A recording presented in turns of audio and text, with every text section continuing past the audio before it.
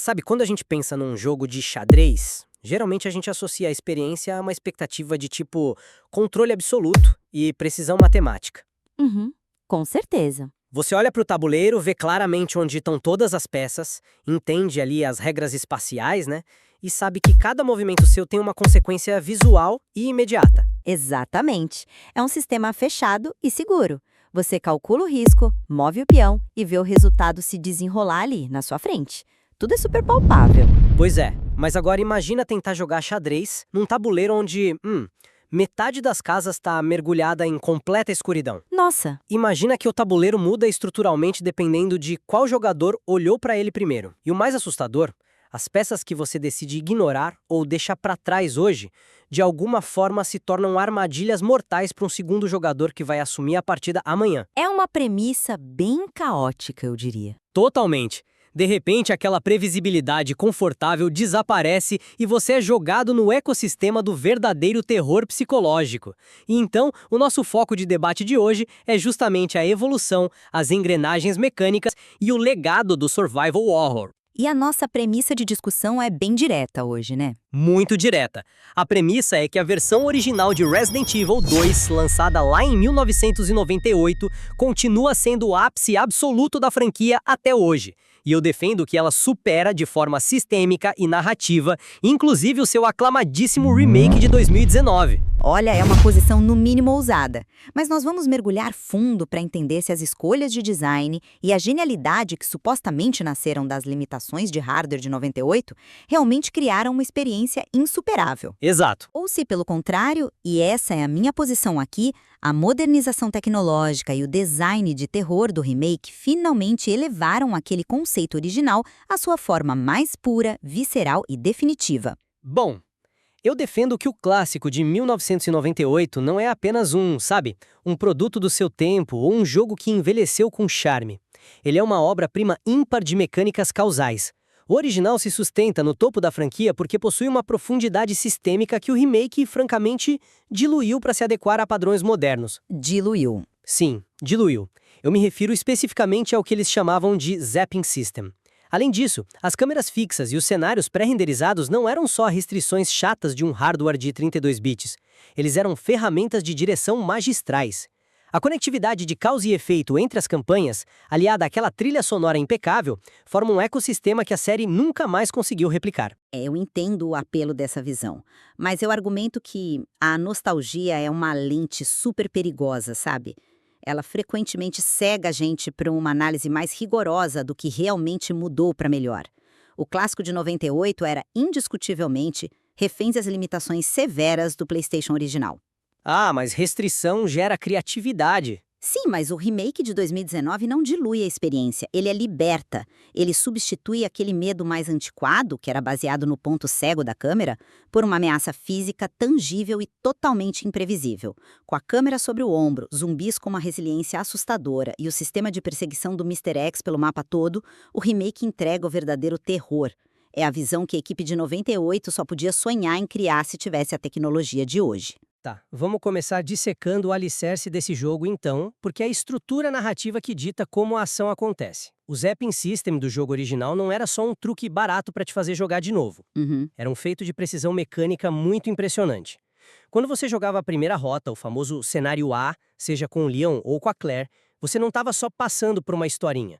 Você estava ativamente moldando o mundo físico para a segunda rota, o cenário B. Certo. Você está se referindo ao gerenciamento de itens que atravessava os arquivos de save? Exatamente. E os documentos de design da época mostram a insanidade matemática disso. Vou explicar como isso funcionava na prática. Se você chegasse na sala de armas da delegacia no cenário A e decidisse pegar a submetralhadora, ela simplesmente desaparecia do mapa para o outro personagem no cenário B. Era uma escolha com peso, eu admito. Mas ia muito além de armas. Lembra do gás antibal no laboratório? Lembro perfeitamente. Era uma daquelas escolhas que parecia inofensiva na hora, né? E era genial justamente por isso. Se você usasse esse gás no seu primeiro percurso, a sua vida no cenário A ficava muito mais fácil, porque as plantas mutantes enfraqueciam. Mas e aí é que tá o pulo do gato. Você ativava um gatilho oculto. As plantas venenosas. Isso. Quando você voltasse lá no cenário B com outro personagem, o gás tinha causado uma mutação adicional e aqueles mesmos inimigos agora eram venenosos. Você criava o seu próprio pesadelo futuro. Era uma gestão de recursos de alto risco que transcendia o personagem atual. Sim, mas E o remake simplesmente removeu essa sincronicidade. Ele transformou a segunda rota num mero cenário alternativo do tipo "e se?", eliminando o peso real, tipo o peso mecânico das suas escolhas de longo prazo. olha, eu reconheço que o sistema de zapping tinha conceitos sistêmicos brilhantes para a época. É inegável o impacto de perceber que uma ação sua arruinou a vida do seu outro personagem. Mas a que custo? Como assim, a que custo? Ele frequentemente sacrificava a coesão dramática em prol dessa matemática de inventário. O que o remake faz, e ele faz magistralmente, é focar na profundidade emocional e na tensão do momento. Ele preenche lacunas que o jogo antigo deixava totalmente vazias. Sacrificava a coesão. Me dá um exemplo. Pensa no desenvolvimento de personagens. No clássico, os NPCs eram quase ferramentas para te entregar um item e sumir. O remake de 2019 expande o papel dos personagens secundários de uma forma que o original nunca tocou. O Marvin Branagh não é só um policial sentado no saguão que te dá um cartão de acesso e depois vira zumbi. Eles deram mais tempo de tela pra ele. O remake constrói uma relação com ele. A infecção dele é lenta, é dolorosa e carrega um peso trágico enorme nas suas primeiras horas de jogo. E o dono da loja de armas, o Robert Kendall, ele ganha uma dimensão de desespero familiar que dá um tom muito mais sombrio ao apocalipse. E claro, a gente precisa falar do chefe de polícia Brian Irons. Ah, você vai falar da adição da área do orfanato com a Sherry. Precisamente. O remake transforma o Irons de um vilão caricato num predador sádico e muito palpável. Jogar com a Sherry no orfanato, se escondendo dele, troca aqueles quebra-cabeças lógicos abstratos de deixa a metralhadora no armário por um horror psicológico fundamentado na crueldade humana. Entendo. A narrativa ganha uma densidade que o sistema cruzado de 98 simplesmente não permitia, porque o jogo estava muito ocupado calculando variáveis de inventário. Olha, eu entendo totalmente o seu ponto sobre a densidade emocional. A cena do Kendo no remake realmente é de partir o coração, não vou negar. Mas pensa por esse lado. Remover a causalidade do Zapping System no remake é como assistir a um filme incrível, cheio de atuações brilhantes, mas onde a continuidade foi jogada pela janela. Como assim? Ué, no remake, você mata o mesmo chefe na mesma sala de caldeiras com ambos os personagens. As regras de tempo e espaço se quebram completamente. Os protagonistas param de habitar o mesmo universo físico e parecem existir em realidades paralelas que não se conversam. É o famoso efeito Rashomon, né? Onde as histórias entram em conflito. E no survival horror, a credibilidade do mundo é tudo. No jogo de 98, a interconectividade não era só um artifício literário, era uma mecânica de sobrevivência. Saber que o erro que você cometeu no laboratório vai custar a vida da Claire numa campanha futura cria uma ansiedade latente. Isso te transforma em coautor da tragédia de Raccoon City. Eu concordo que cria ansiedade, mas A expansão dramática do remake é fantástica, claro, mas ela ocorreu às custas de destruir essa teia sistêmica quase perfeita que conectava as duas jornadas. Para mim, isso é um retrocesso gigantesco para o gênero. é um argumento fascinante, eu admito. Mas aí é que tá a questão. Você já parou para considerar que essa teia perfeita de decisões e consequências só funcionava porque o mundo de 98 era essencialmente estático? Estático. Sim, e isso leva a gente diretamente ao que eu considero a maior evolução do remake, a filosofia de perspectiva, a câmera. Você elogia a direção de 98, mas aquele original dependia das câmeras fixas quase que inteiramente por uma restrição técnica esmagadora. Ah, a velha desculpa da limitação de memória RAM. Não é desculpa, é um fato. O PlayStation original tinha apenas 2 megabytes de RAM principal e 1 megabyte de RAM de vídeo. Para renderizar aqueles cenários complexos, eles não podiam modelar o ambiente em 3D em tempo real. E pior, por causa dessa limitação gráfica, o motor do jogo só conseguia colocar no máximo uns 6 ou 7 zumbis na tela ao mesmo tempo. O número de inimigos era limitado, sim. E eles eram lentos, previsíveis, confinados à geometria daquele ângulo específico. As transições de câmera criavam pontos cegos, sim, e isso dava sustos. Mas elas também criavam zonas seguras artificiais. Você dava um passo para trás, mudava de tela e o zumbi literalmente parava de existir no seu campo visual imediato. Eu não diria que era uma zona segura, mas sim um momento de antecipação. Você sabia que ele estava lá.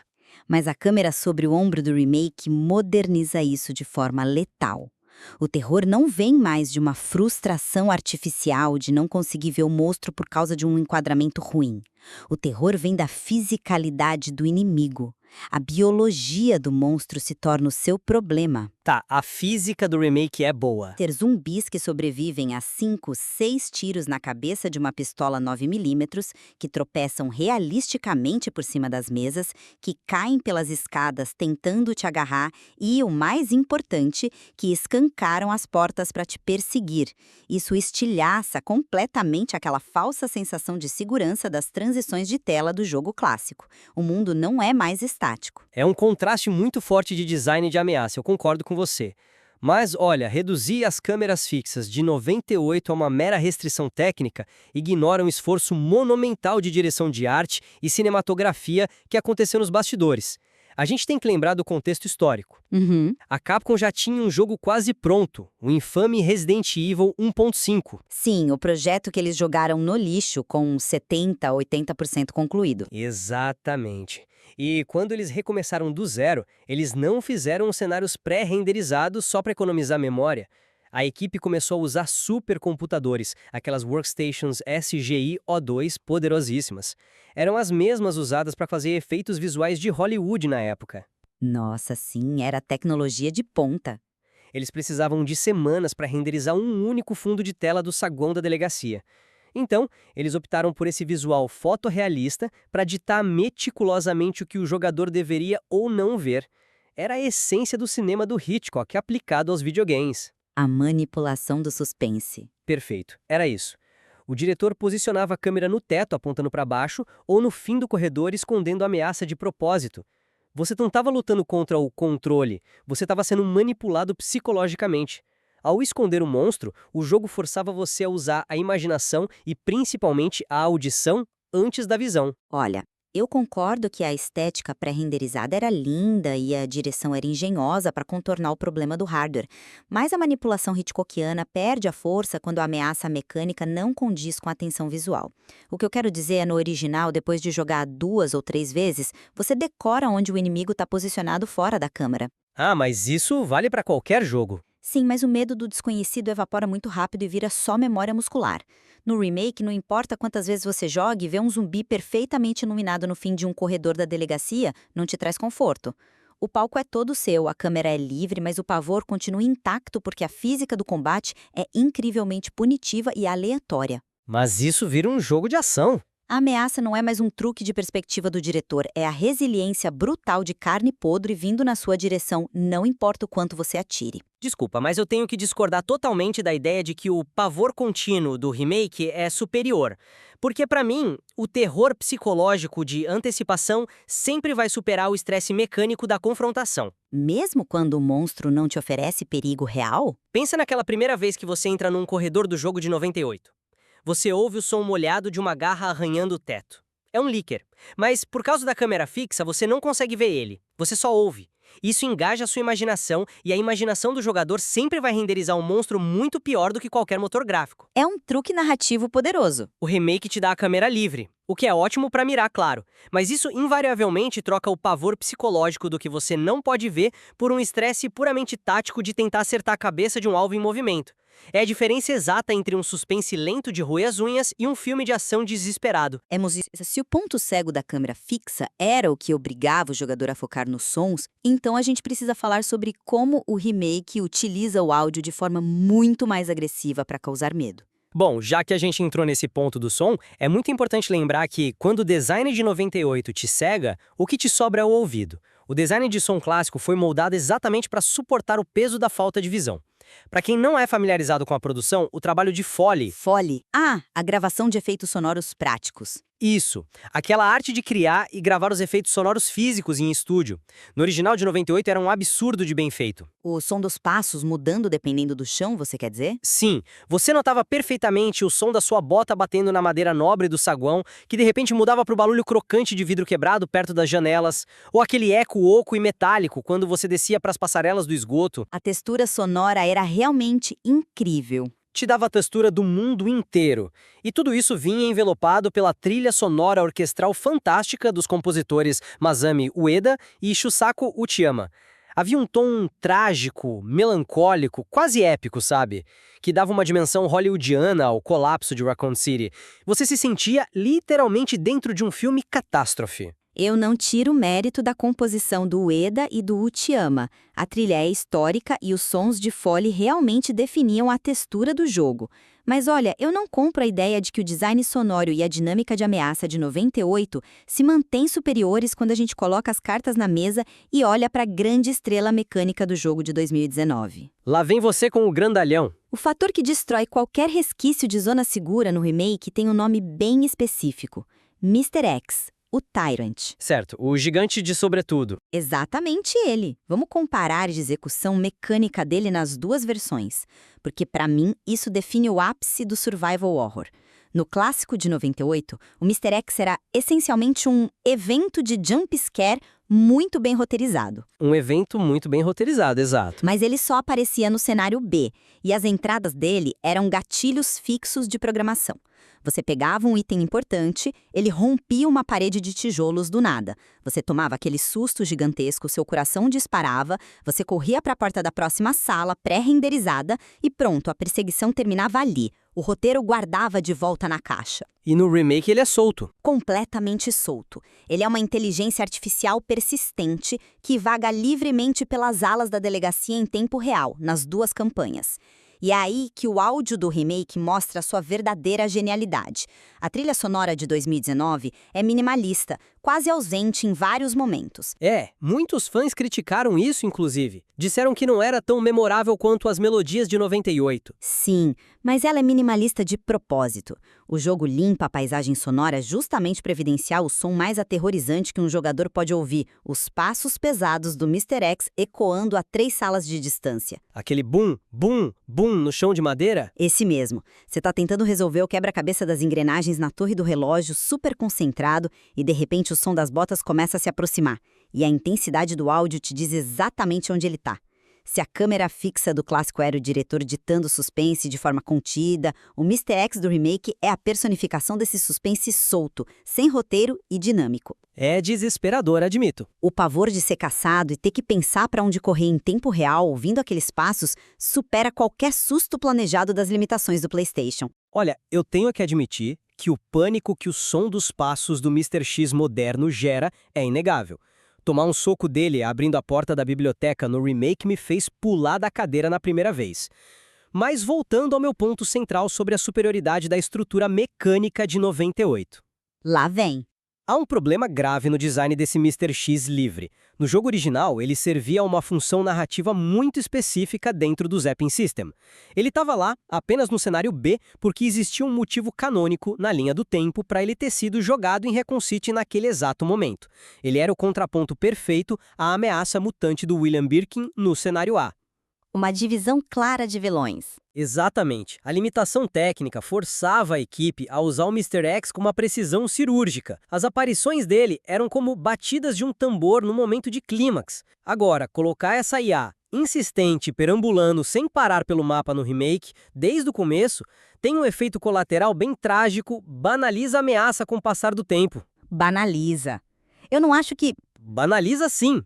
Ele deixa de ser um evento aterrorizante que te faz suar frio e rapidamente se converte num mero incômodo de gameplay.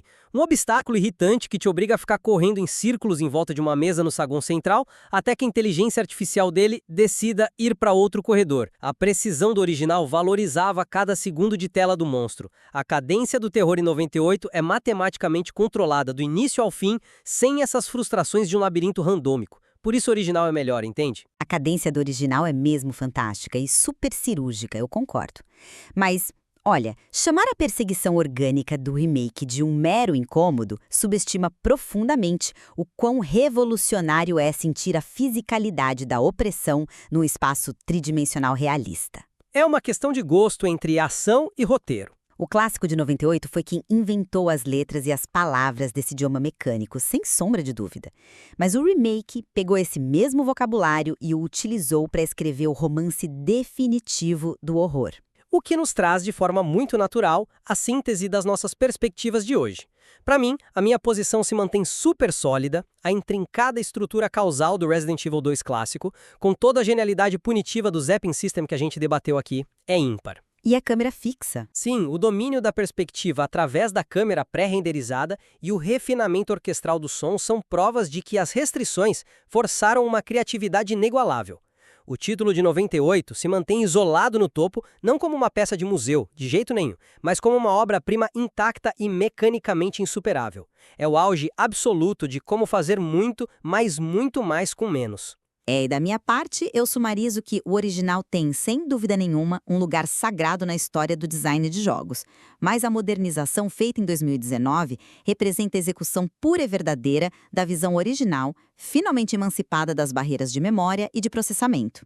O terror modernizado. Exato. O terror biológico e visceral que você sente na jogabilidade, a densidade dramática dada a figuras como Marvin e o Kendo, e, claro, a pressão sufocante do Mr. X desamarrado de scripts, tudo isso eleva a experiência do remake a um patamar de imersão que vai muito além da reverência ou da nostalgia pura. Mas, no meio de todo esse embate conceitual, se há um ponto em que nossos discursos precisam convergir de forma categórica, é no profundo respeito pelo processo de desenvolvimento meio tortuoso desse título lá nos anos 90, né?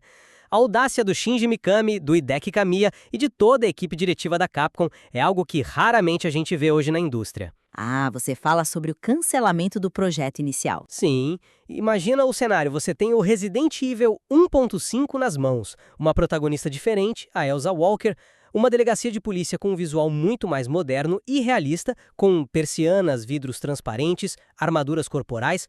O jogo tá ali entre 60% e 80% finalizado, É muita coisa. milhões de dólares investidos, e a liderança simplesmente olha para aquilo, percebe que o jogo não estava divertido, entre aspas, e decide jogar quase tudo no lixo para começar de novo. Foi uma decisão de um risco comercial colossal, né?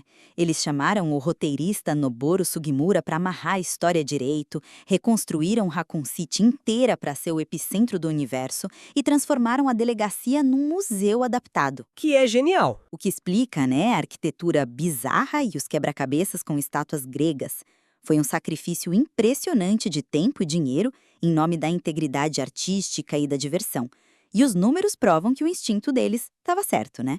O clássico vendeu mais de 6 milhões. Isso, vendeu mais de 6 milhões de unidades, o que era um absurdo de alto na época.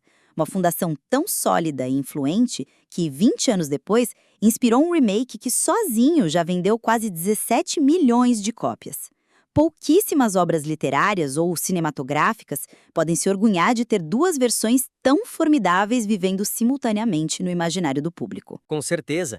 A grande discussão sobre até que ponto as restrições forçam a genialidade contra o momento em que a tecnologia finalmente liberta o design ainda vai gerar reflexões por muitos e muitos anos.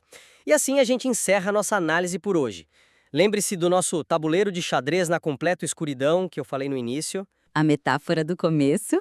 O que realmente assombra os seus pesadelos mecânicos é a peça invisível que o sistema guardou silenciosamente no escuro, esperando pelo seu erro na próxima campanha, ou é o rei adversário que acaba de chutar o tabuleiro para o ar e agora caminha pesadamente na sua direção, derrubando portas pelo caminho.